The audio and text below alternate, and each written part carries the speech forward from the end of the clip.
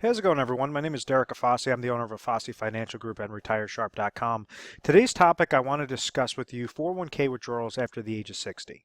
Now, essentially how an individual situation works is a person's working for a company, most likely a private institution, that is giving them different employee benefits, so such as their health insurance, disability insurance, ancillary products, and then also a benefits package that's known as a 401k, a type of retirement account that somebody could contribute into.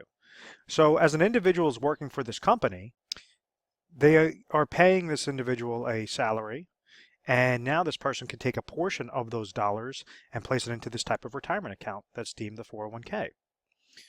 So the reason why somebody does this is because it kind of forces them to save. It says, okay, well, we're going to take this directly out of your paycheck, so it's as if it was never hitting your bank account. So you're not, it's kind of out of sight, out of mind type concept. So throughout the years, as this person's working, 5, 10, 15, 20, 30 years, say he started at age 30, and now he's age 60, he would have been placing these small micro amounts into his 401k plan, depending upon how much he was placing in there, or he or she was placing in there, and it's going into this retirement account. So in theory, if this retirement account, this 401k account, is placed into a fixed account, let's say that's only paying 1%, the amount of dollars that are being placed into that plan and this percentage rate being placed into this plan are going to grow this bucket year by year by year. It's going to grow it larger and larger and larger. Now, this percentage rate is very important because this is where individuals are trying to really put the pedal to the metal and take some risks. So that's why this percentage rate is linked to the mutual funds that the 401k plan provider basically provides for them. So they might say, okay, you have in between 5 to 20 different mutual fund options, target date funds, aggressive funds, conservative funds, etc. And what we're going to do is give you this platform based upon your risk tolerance on which funds to choose. So that if you're placing, let's say, $10,000 a year into a plan, and you're getting a percentage rate that has a positive rate of return because of this mutual fund performance, well, then that's going to be 10,000 is going into the bucket. And let's say if you had a 10% gain into it, then it's going to show as if $11,000 is in that bucket at the end of that day, at the end of the year. This percentage rate, when it's tied to mutual funds, can be positive and it can be negative. And this is just a kind of a refresher course of where you guys are right now. If you're looking at this video, most likely age 60, and you're saying, wow, okay, now I have to actually start planning up for retirement. I was saving these dollars each and every month, each and every year to my 401k account. My 401k account was receiving positive interest credits. But then also, anytime that these mutual funds are the market, because these mutual funds are typically tied to a mixture of stocks and bonds, tied to the market, anytime the market went down, I saw a negative to my account portfolio. So in 2008, as a prime example, individuals might have walked into the year with $500,000 in their 401k accounts thinking, okay, great, I'm going to retire. The market has always been up. I've always received positive interest credits. And then they got hit with a negative 50%. And what that did was it taught individuals the realization of investing. And it said it's nothing more than a stock market casino. And when that market took the hit, they walked into the year with 500,000. It took the hit. They walked out of the year with 250 or 300,000, and they lost all of that value, regardless of how many years they've contributed into the account, because this dollar amount was negative, or should I say, the percentage amount was negative. So when somebody is gearing up for retirement, it's known as an accumulation phase. They're trying to accumulate their dollars into that plan. They're trying to place as many dollars aside, try to hope for as good of growth as possible to make sure that that bucket is going to be the largest amount possible, by the time they hit age 60. So whether this person is looking to retire at age 60 or, wait till age 62, match it up with, Social Security, 66, 67, 70, etc., there has to be a change in mindset from an accumulation stage if they're looking to pull this out for income to more of a preserve your account, eliminate those negatives, and distribution. Make sure that you're receiving an income from that 401k as well, or from those 401k monies as well after age 60. And the reason why I say after age 60 is because with 401k accounts, there's something known as a 59.5 rule and a 70.5 rule. The dollars that are placed into this 401k account are going in there something known as pre-tax. So if someone's placing $10,000 into a 401k account each year and they made $100,000 that year, well, their adjusted gross income at the end of the year is $90,000. This $10,000 was known as a tax deduction. So it's going into this contract $10,000 if they're doing this every single year, $10,000, $10,000, etc. The money that's growing in this account, when they're throwing it in there, that's adding a positive to that bucket. And then also anytime that there's an interest credit in there, that's also adding some additional positives to that bucket. This is growing tax deferred. So because it's qualified through the IRS, they're stating that this individual cannot touch his money before his or her money before age 59 and a half. So if they do touch that money, then they're going to get penalized off of, they're going to be fully taxed on those monies, and they're also going to have to pay a 10% penalty to the IRS because they pulled it out before age 59 and a half. So you have something known as a 59 and a half rule.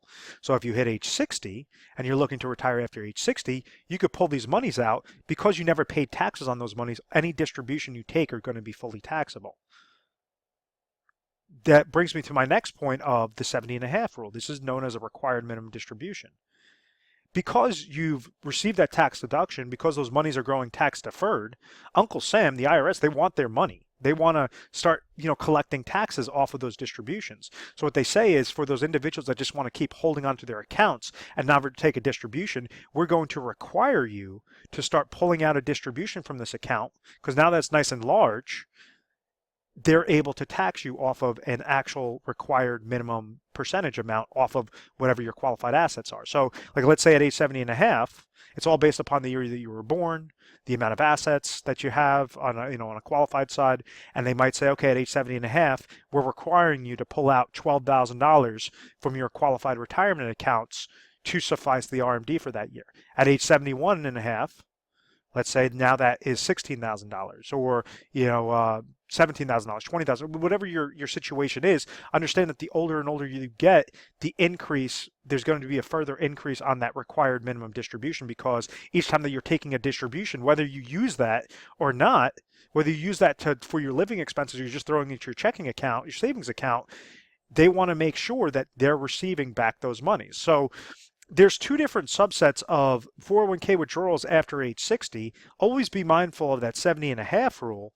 But then on top of it, right when you hit age 59 and a half, now you have options on how you could preserve. Remember that preservation and distribution phase. Preserve it properly, making sure that you're limiting those negatives and making sure that you're taking proper distributions, maximizing out, what that income is. And there's a really good Forbes article. It was written in 2011. What it did was it exposed a whole slew of mutual funds, or a whole slew of mutual fund and 401k related fees, where they're saying more drastically that those fees could range upwards in between, on average, 3 to 4% in a given year. So these are fees that individuals didn't even realize were happening within their accounts, that, basically this Forbes article has exposed. Now, I think that's a little bit more drastic of a measure. I think that, since that point in time, that the 401k companies, because they were basically caught with their pants down, have now reduced a lot of those, those different miscellaneous fees in there. But there's still going to be 401k related fees, mutual fund related expenses, and, you have these greedy financial advisors that are trying to give recommendations on those 401k plans or keep you in that accumulation mindset when you should be going more towards that preservation and distribution mindset. What do I mean by that? And a lot of financial planning is just a big game of leverage. So what we're trying to do is figure out that this 401k account is known as a qualified retirement account. Rather than go and, when somebody retires, take their 401k and throw it into their checking account, well, now you took qualified monies, you threw that into non-qualified money, so therefore you have to pay full taxes on it. So there's ways on how you could leverage your existing 401k account after age 60 and splice them up into designated IRA contracts, because an individual retirement, a traditional individual retirement account, or IRA, is deemed a qualified account. So when you're doing a rollover, when you're taking a 401k and you're placing into an IRA, it's known as a rollover, where you could actually segment these IRAs into specifically designed processes or specifically designed accounts that correlate exactly to what your goals are. So what do I mean by that? The negative with keeping your dollars in a 401k is you have limited mutual funds. Yes, they might give you different options of stocks, bonds, mutual fund options, but you're going to be handcuffed to about that 5 to 15, 5 to 20 different mutual fund related options. So that's why right when you hit that age 60, you could go, and if you're looking for mainly a growth stage, you could go and roll that over into a traditional IRA that might have 300, 3,000 different options to choose from. So you just have more eggs in your basket. If you're looking at it as mainly an income phase, well, then you have to correlate it to what triggers confidence in retirement. And what I always say is there's three main things that every individual needs to figure out before they're retired, or if they're currently retired, and how to stay retired forever. And you have it as your number one is your income sources, your number two is your emergency funds, and then your number three is inflationary protection. So let's say this person's age 60 and they say, I want to retire at age 65. I want to correlate it to a Social Security need. I understand, after doing a budgeting analysis, I understand that exactly at age 65, my expenses are going to be $50,000 as a hypothetical example. At age 65, this individual is going to receive, let's just call it $30,000 of Social Security income, and then they also have $500,000 in savings in their 401k account. And then some other, checking and savings, but nothing. Basically, the 401k was the bulk of what their retirement savings were. In this sort of situation, if we're looking at the income goal, what do we have to figure out? We're saying, okay, we have a bucket of a qualified retirement account of 500,000. What's the smallest amount of dollars out of that 500,000 that we could produce a guaranteed income source of that $20,000? Because remember, the need is 50,000, Social Security income is 30,000. They're not receiving any pension income, so therefore we have a gap of $20,000. This person is currently age 60 and has a 5-year deferral to age 65. Well, you could suffice this type of requirement by leveraging something known as an IRA annuity with a lifetime income rider, so you're not losing control, but you're still able to receive guaranteed lifetime income at that age 65. Out of this specific type of contract, depending upon your area, depending upon your current age, depending upon how long your deferral is, male, female, those are different things that are going to, change which company may be most beneficial that is offering that specifically designed IRA annuity contract. So in this example, let's just say $500,000, we only need $200,000 to suffice that goal, to produce $20,000 in income with a 5-year deferral. So what that tells us is now we have $300,000 that's left over out of the $500,000 bucket in the 401k. $200,000 went into an IRA annuity. $300,000 is left over, which brings us to our next stage, which is the emergency. You want to make sure that you have in between 6 to 12 months of emergency funds set aside so that if you ever come into that oh my gosh moment, you could pull from those accounts. You want to have something extremely liquid. The problem with annuity contracts is they have restricted liquidity depending upon how long of a contract you have it set up for.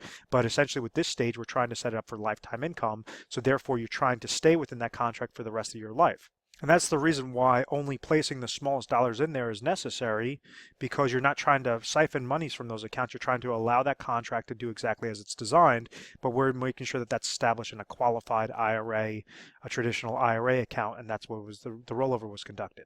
So out of this, if we understand 6 to 12 months in emergency funds, well then let's leave another $50,000. You could set that up into like an IRA money market account. Qualified to qualified, $50,000 to say, if I ever come into that oh my gosh moment, I could pull that $50,000 out.